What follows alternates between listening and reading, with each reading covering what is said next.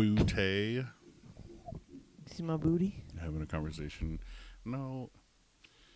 Gosh, man. What This if is I a just family sat show. here the whole time. Well, we're here at a special episode. It's audio only, so that can only mean one thing. It is a nudity show. What? Well, One of us is naked. Welcome to partially. another episode of FonoJoy podcast.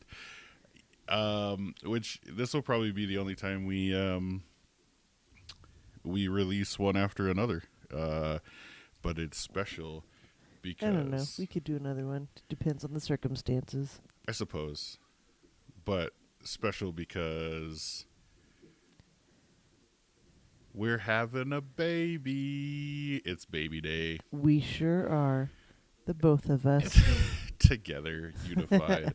I kept telling customers at the drive school, I kept going, I'm not going to be working very much next week. I'm having a baby. And then I had to remind myself. I was like, no, my wife's having a baby. I'm just going to sort of sit there and That's all right. exist and be no help at all.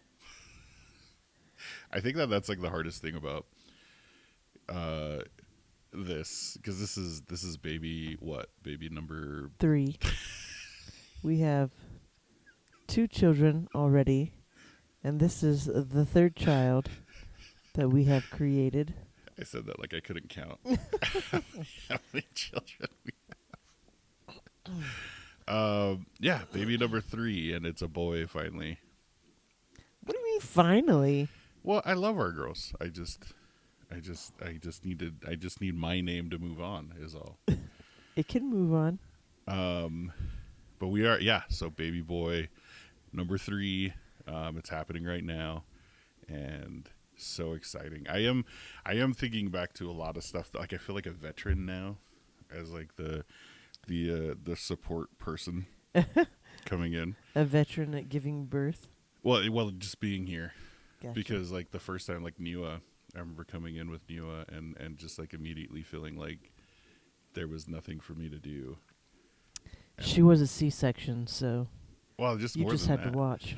More than that, it was just like they were just like, and there's your corner that you sit in, and then they pampered you and they put you. And I understand you're the patient, right? And so like, I know a lot of questions. Like they would always come in and be like, "And how are you feeling?" And then they would just leave, and I'd be like, "Oh, does no one care how I'm feeling?" I care how you're feeling. Thank you for being here. But there's also like, I don't know. I talk about this a lot. Like, whenever people are going in to have their first kid, is like telling the dad that it's okay to feel useless and pointless. You know, because you were laying in the bed and you were in pain and going through contractions, and there's like no task for me. No person that I could drag in here and beat in front of you that would make you feel better. I just sort of had Fix to let it. it right. Just had to let it happen. But that first, yeah. Let's talk about that. The first baby, first Nua, C-section.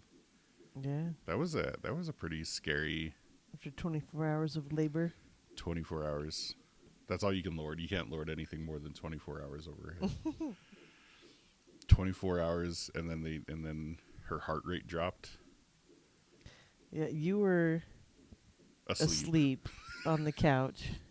You had your CPAP on, and all of a sudden, I think it was like 3 or 4 nurses that came in, and they were like, "Okay, well, we're gonna prep you for a C-section. The baby's heart rate dropped, and so the doctor wants to go ahead and get her out." And I hadn't progressed at all. Oh, you're good. Yeah. Our nurse just came in. She's been wonderful. Oh, yes. This 5-star treatment at this hospital. This has been great. It's a very expensive hotel. They're worth every penny, though. They're every insurance cent.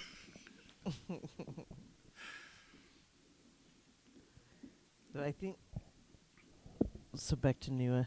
Yeah, they came in to prep, and I was like, Joshua, wake up. And it wasn't until I said, Joshua, we're having a C-section, and all of a sudden you were wide awake. Well, it's because I heard all the horror stories. My brother told me the scariest one was that they lost the baby's heartbeat, Jimmy. They lost Jimmy's heartbeat, and so they took her straight back. And when they got Jimmy out, Latu said he was blue. But it wasn't like emergency. Like he said that they had Jimmy removed before he even got to the OR, and Jimmy was out. Oh, dang. So they were moving. They just cut her in the hallway. I started it, I guess, but it was quick. But Nua, that was an interesting experience because I saw you. I don't think they meant me to see you, but I came back into the room with Nua. Like I saw you spilled out on the table. They wouldn't let me see. Yeah, I think sometimes I think that maybe my imagination exaggerates what it looked like, and maybe they didn't have everything that I think I saw. I thought it was a medical dummy. When I walked in, like the thing that they point to and they go, "This is the large intestine, and here's your bladder." Like that's what I thought was on the table. No rolling right now. Nah. Okay. Currently working on dropping the baby down, sitting in all of the weird positions. Right, position time. Did a little yoga ball. But yeah, I think that was the most traumatizing part of the C-section with Nua was just coming back in the room and seeing you opened up on the table. What? I still think the thought that popped into your head is one of my favorite jokes that you tell. Oh, you're gonna put that back, right? Well, Christina, our friend Christina, talks about when I was talking to her about the birth of her kid when they had to have a C-section because she had a hip injury when she was younger, and her hips wouldn't open up, the hip bones, and so they had to do a C-section, and she talks about feeling them just sort of like stuffing everything back in. Oh yeah. And it is an interesting sensation. Just like you've got the curtain up so that you can't see anything, and then they're just tugging on you. Yeah. Well, that's my thought. My thought was like, because she explains like just stuffing it back in. Yeah. Like because when you take those dummies apart, the medical mannequins, like they're pretty meticulous in how you have to put those back together. Mm-hmm. But apparently the human body just sort of fixes itself. Yeah. And you just shove everything back in. It's a lot more squishy inside the body than the plastic dummies. Yeah. Well, then Havani was another issue where your kidneys shut down. I wish that was a thing they said was possible. That was like, oh yeah, sometimes organs just stop working while you're giving birth, and then they just start working again. Because I was as the lump of nothingness in the corner of the room, that's pretty frightening. When it's like, there's nothing you can do to fix this either.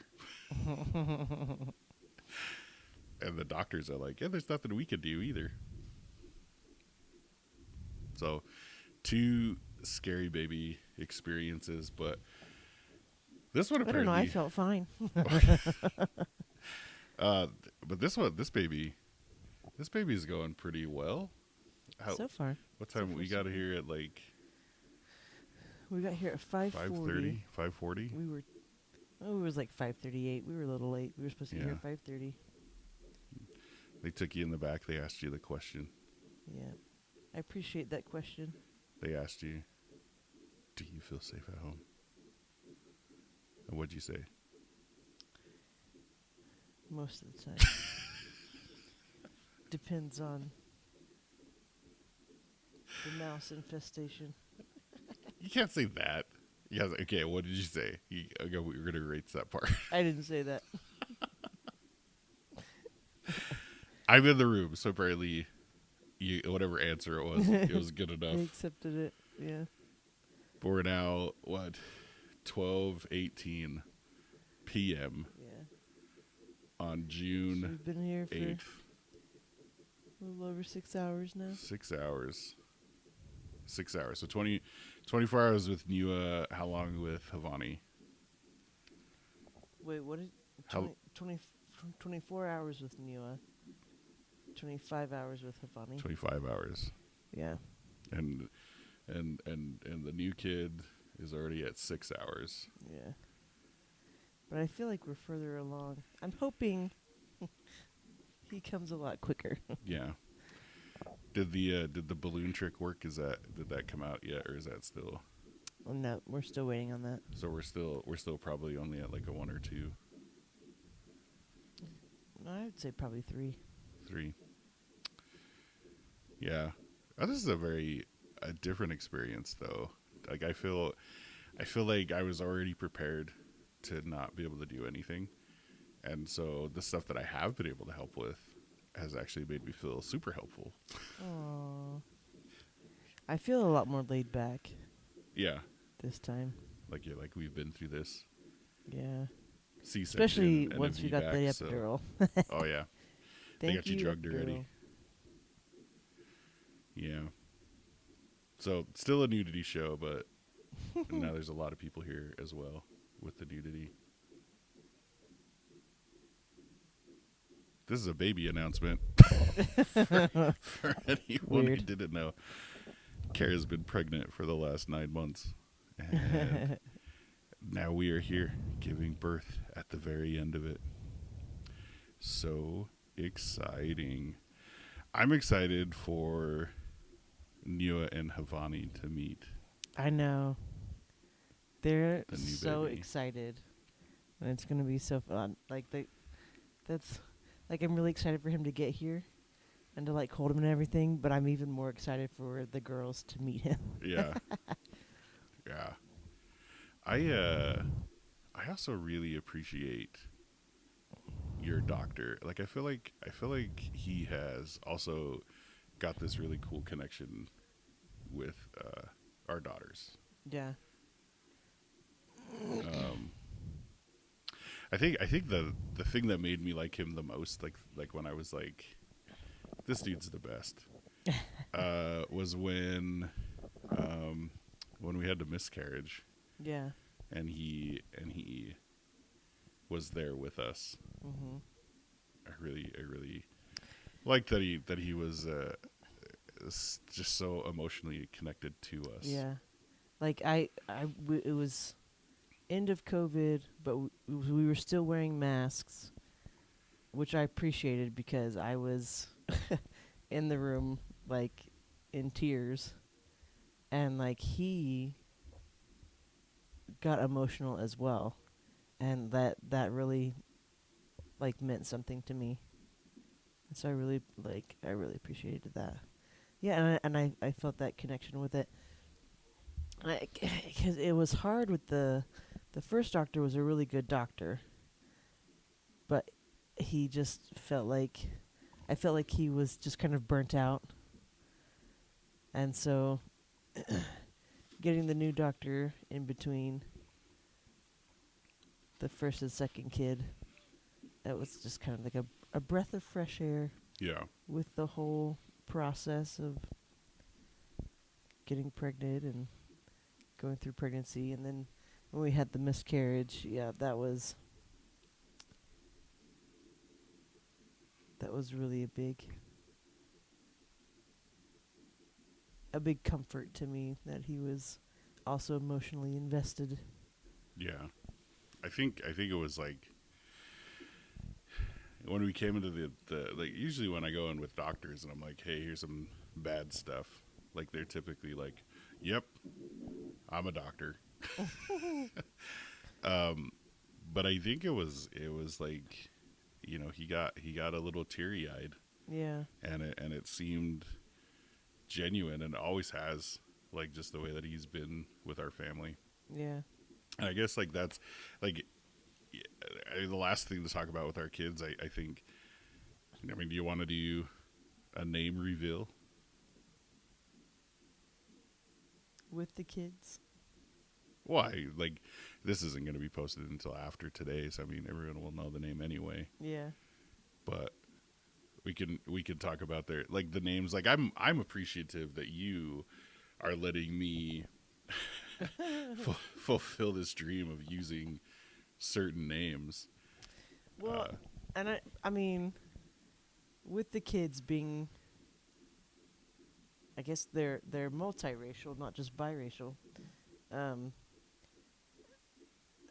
and we talked about this, and I always felt like it was important to understand where they come from and the sacrifices that people made for them to be where they are today.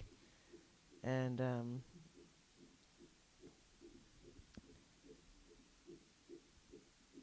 yeah, I think that's important.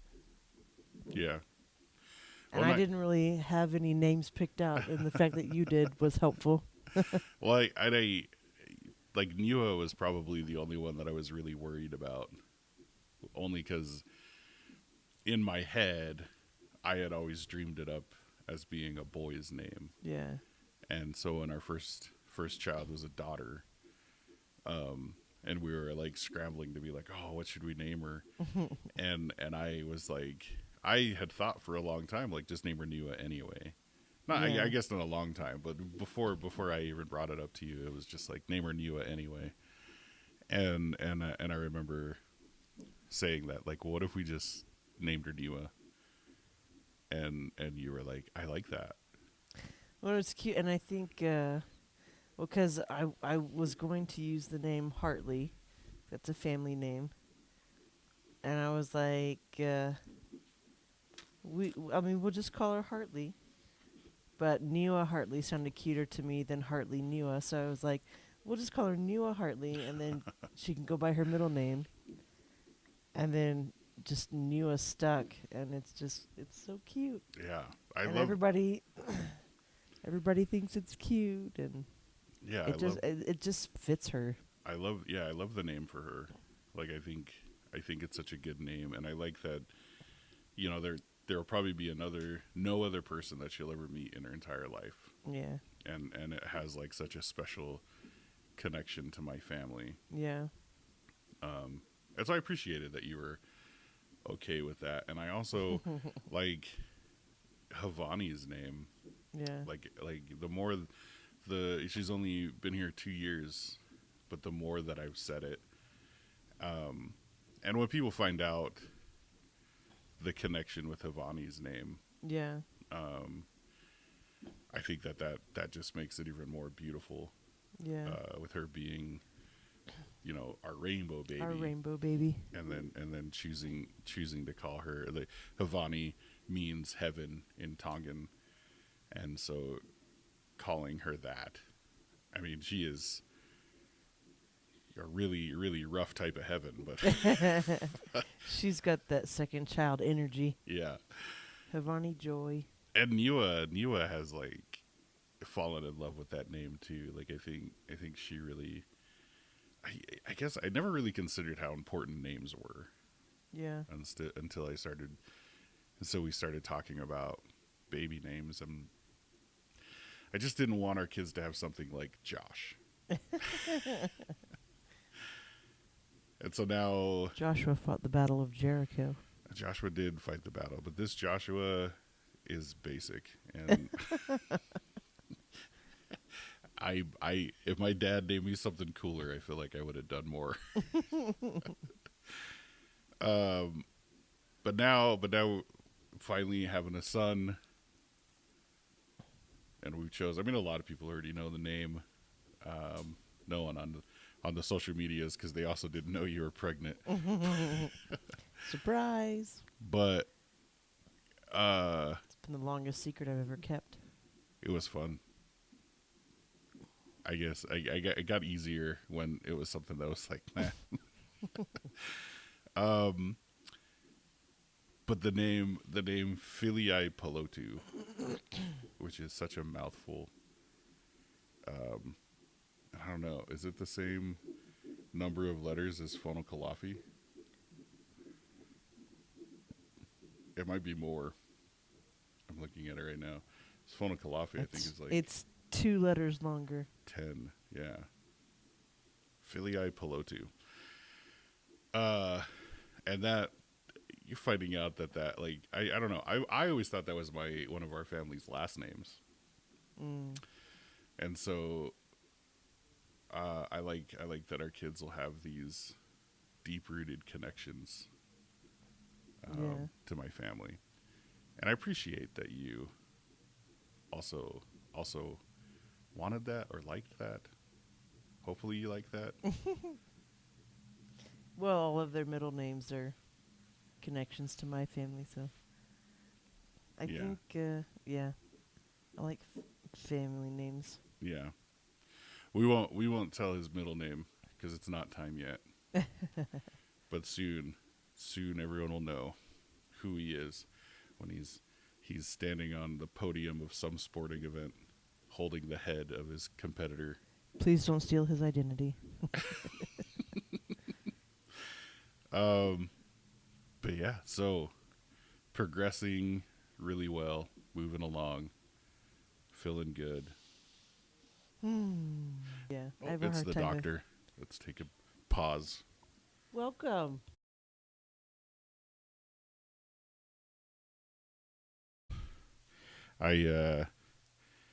We ended so abruptly. It was rather abruptly. It was very adventurous. I think the last thing we were talking about was the scary things that happened in Niwa and Havani's. I'm glad you remember because I have no idea what we were talking about. Yeah, we were there, and then the doctor walked in, so I paused it. It was pretty abrupt, like it was like doc's in. We are now a day later. Day later, and baby's here, and he is good and healthy, and there was a big break because such an adventurous evening. I was actually, so I'll tell you what happened from my perspective, and then I want to hear from your perspective what happened. Okay. But I remember compare notes. Yeah, I remember you had told the nurse, like it was the doctor broke your water, and then he just left. Yeah. And the second he left, you were like, I am feeling like nauseous. And she was like, oh, here you go. And she handed you a barf bag. Luckily, she had those really quick. Yeah, they were right handy. Quick on hand. And right when she handed it to you, you started to you were like, like getting ready. And so you're holding the bag over your mouth, and I think you did throw up a little bit. And then there was something, I was going to get you a napkin. Aww. And the comment that I was going to make, because all of Niwa's problem, you never broke water, or did they break your water? Yeah. Yeah. So they broke your water, but then you never progressed past a 1. And for then 24 hours. And then her heart rate dropped. Yeah. And then they took you back to C-section, and then Havani, I don't know at what point, but your kidneys just shut down. Yeah. And so you just, again, after the water was broken. Was it after the water was broken? But I was about to make a comment where I was like, this might be the least stressful labor we've gone through. And right before I made that comment, your eyes kind of glazed over, and you just slumped over in the bed, and I rushed over to the side, and I was I grabbed your hand, and I was like, baby, and I was trying to shake you a little bit, and I'll tell you what was going through my head was my wife just died. And that's what was I was freaking out, and I even yelled at the nurse. I shouted, I was like, what happened?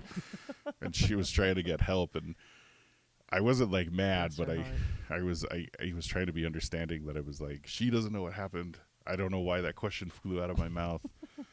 It's like when you're helping someone like during labor and like the only thing you can think of is just like you're so strong. you're, Yeah, that's annoying. you're doing so good. But you can't think of anything else. Like there's no words to make that any easier. And I just remember all the nurses rushed in and I stepped back all the way to the wall, and I was like, I don't know what they expected me to look like, but like 3 of them were like, "Are you okay, Dad? Are you okay?" And I was just like, "Shut up and fix my wife." Don't talk to me. These are precious seconds you're wasting on me. And like there was a part of me that was like, why haven't you guys like jumped on the bed and carted yourselves out of here into another room to fix her? But they at one point they had mentioned a seizure, but I don't think they think it was a seizure. I never say that word right. It wasn't a salad. Hail Caesar. It wasn't a shaky salad. But they like, I guess she came to, and then like I just heard one nurse that was like, "Kara, can you say something? Can you talk?" And then they did say, "Well, you better talk to your husband because he's kind of freaking out." And there was a little part of me that took offense to that, because I was like, "What the hell did you expect me to do? just stand here and be like, oh, hey, you guys fix her yet?" Like, I didn't think they said that you were freaking out. or spooked. I don't know, Oh. but like the way they said it was just like, it felt like they were minimizing my reaction, but I was very much like, you don't understand, because in my soul, my wife just died. Like, Yeah. you broke her water, and now she's dead. I don't think they meant to be I know. minimizing it, but I know. But the rest, I mean, it was bumpy. It took a little while for you to get all the way to a bagel. bagel is the... Oh, they took the chart down. Yeah, they changed the chart because now we're post. The bagel is what they decided to use to show 10 centimeters is. Yeah, it's a bagel. So that was our goal, to get to a bagel. I buy bagels at Winco, and I think those are a little bigger than 10 centimeters. They have a good bakery. But that was my perspective. Was just kind of, and after that, I didn't want to record. I was like, we need to get over this. Yeah. And but yeah, a day later, finishing the episode, and now baby Feely's here. Baby. So what did that event look like to you? Okay, so doctor came in, broke my water. I'd been on my back for a minute, and after, I don't know, talking it out, I'm wondering if maybe it was because I was on my back so long. But so doctor broke my water, left immediately. I was like feeling nauseous and like spinning. I was like, oh, what? This never happened to me before. What is going on? And then,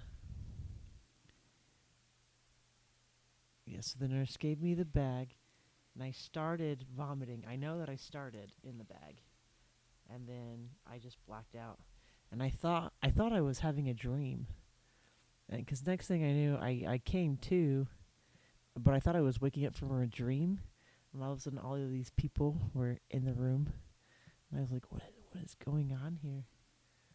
And I heard rapid response, and I was like, what? I've never been on this side of that before. And I started putting it together that I did something. And let's see, there was one nurse that was behind me, and she kept like, I think was she rubbing me? Rubbing my back or something. And she asked me if I could talk. And I opened my mouth, and I was like, oh, nope, apparently not. I just stopped for a second, and then I finally said something. And it was like the second that I like fully came to, like my headache was gone, the nausea was gone, I wasn't dizzy anymore, and I was just confused why there were so many people in the room shouting at me. Can y'all calm it down, please? I don't know if you noticed, but I just woke up. Did it kind of feel like, you know how when you stand up too quickly and you're 36 and the blood just kind of rushes to your brain? Did it feel kind of like that? It didn't. It didn't feel like the blood rushing my brain. It was like that quick of a black. I used to do that a lot, where I would stand up quick and then I would just kind of black out. But I haven't done it in a long time. Well, you did it yesterday. So didn't stand up though. I don't know. Yeah, and then somebody said, "Can you wave over at your husband, let him know that you're okay?" And then I was like, "Oh my gosh, Josh just thought I died." Like that was immediately I was like, I know what he's thinking right now, and he thought I died, and I was like, I'm so sorry. And then I was like, in panic mode of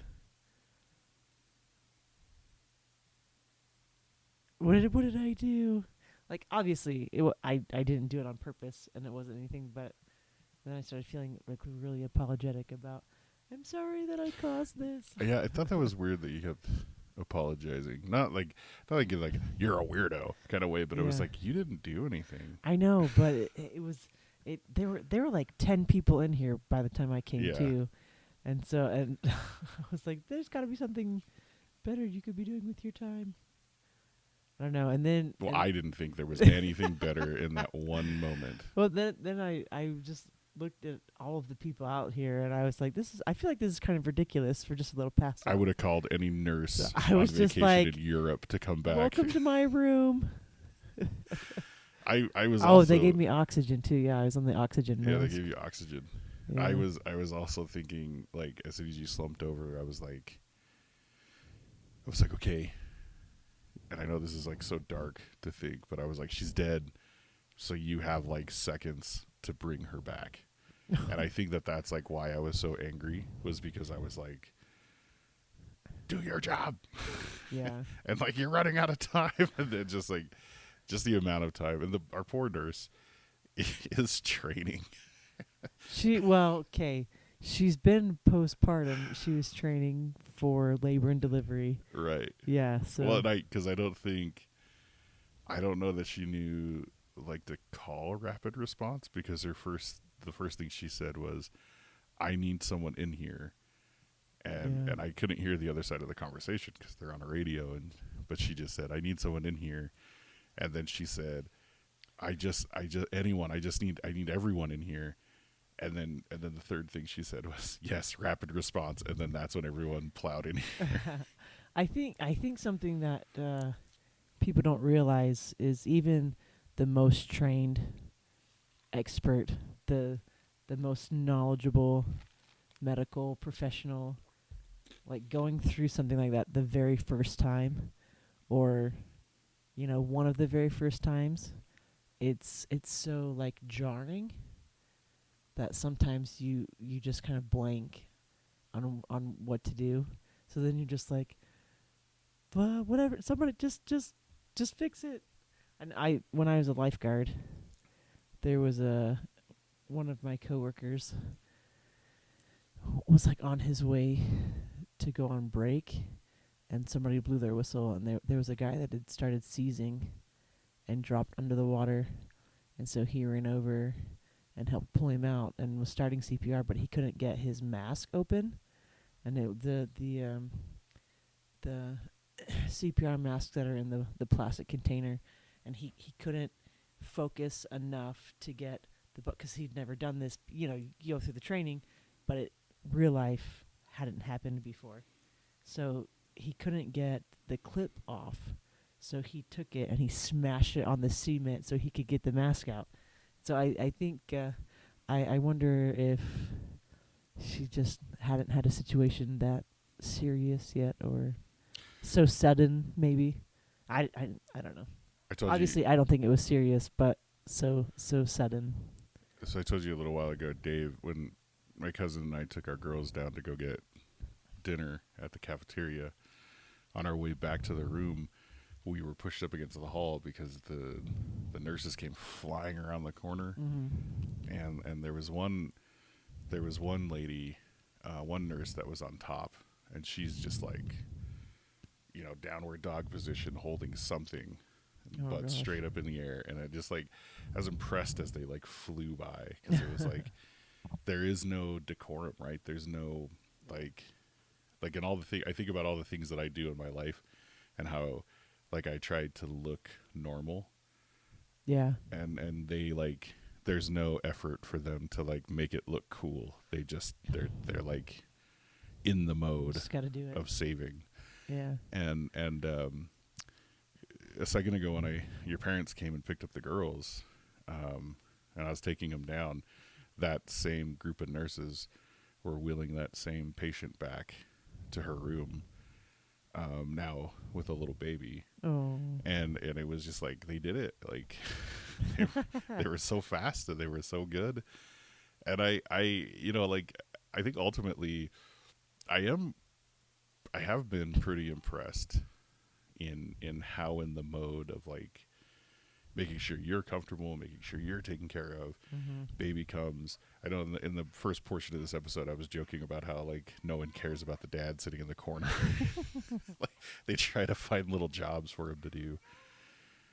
But yeah, I have been rather impressed with all three of the birthing teams that we've had. That's little Philly. Hello, baby. Hi. He's awake.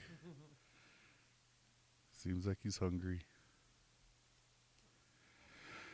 Well, I think that's going to do it for this episode. This very special baby time episode of the FonoJoy podcast. Hey, if you listened this far and listened to our story, thanks. Appreciate it. Yeah. Leave a tip in the tip jar on your way out. But no, we'll do some more of this. Get down to those movie ideas. But yeah, tune in for the next episode. This time is gonna be fun because we're gonna drop 2 episodes at once. So You're welcome. and the end. Stop listening. Please.